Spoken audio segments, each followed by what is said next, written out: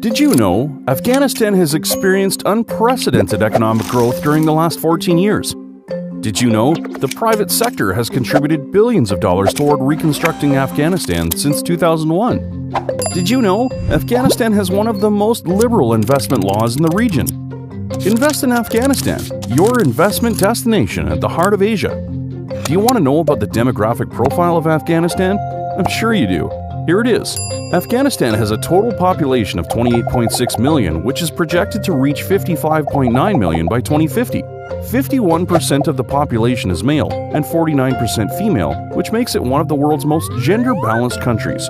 46.3% of the population lives in urban areas. Afghanistan, in fact, has a young population, with 47% under 15 years old, 51% between 16 and 65 years of age, and only 2% over 65. Only 2%, huh? We are such a young country.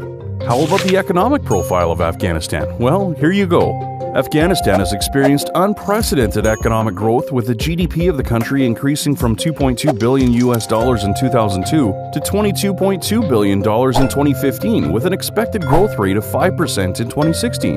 The GDP per capita of Afghanistan has increased from $281 in 2005 to $747 in 2014. The services sector of the economy contributes 51% to total GDP, agriculture contributes 24%, and manufacturing contributes 20%. Afghanistan is a consuming economy, with the total value of imports exceeding $7.7 billion and total exports exceeding $570 million.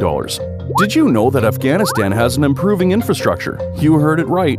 Currently, there are 8 functional industrial parks in the provinces of Kabul, Herat, Kandahar, Balkh, and Nangarhar.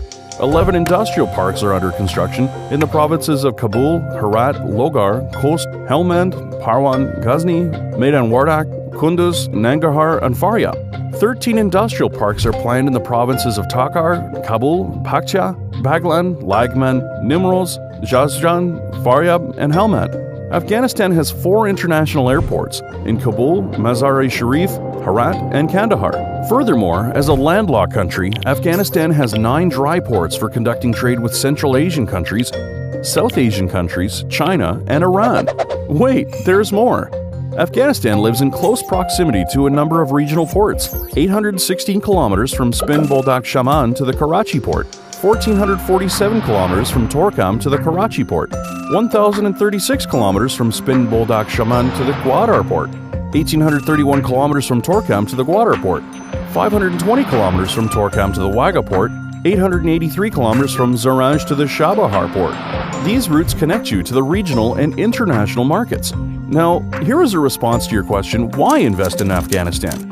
Afghanistan offers increasing demand for high-quality goods and services, strategic location connected to 2.6 billion people in the region, liberal investment laws, a flexible tax and duty regime with a mere 20% corporate tax, the right to 100% foreign ownership of registered companies, no restriction on profit repatriation, a free market economy led by private sector initiatives, ever-improving infrastructure, preferential trade agreements with India, China, Europe, and the United States. So where do you want to invest in the Afghan economy? Here are some ideas. The agricultural sector. 85 to 90% of the population in rural areas is engaged in the agricultural sector, which contributes to 24% of the total GDP. The mining sector. Afghanistan's mineral wealth is worth $3 trillion with over 1,400 different types of minerals. The energy sector. Afghanistan has the capacity to produce 23,000 megawatts of hydropower, 4,000 megawatts of electricity from biomass, 158,000 megawatts from wind energy, 3,500 megawatts from geothermal energy, and we have an average of 300 sunny days per year to produce solar energy. The manufacturing sector. At present, more than 90% of consumer goods are imported. Let's change that. The health sector. Annually, more than $800 million worth of pharmaceutical products are imported, and $300 million leaves the country every year to pay for medical treatment abroad. The construction sector.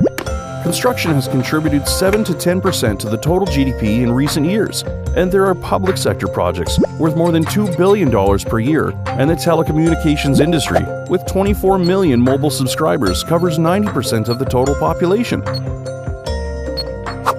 And now you know. Come and invest in Afghanistan today.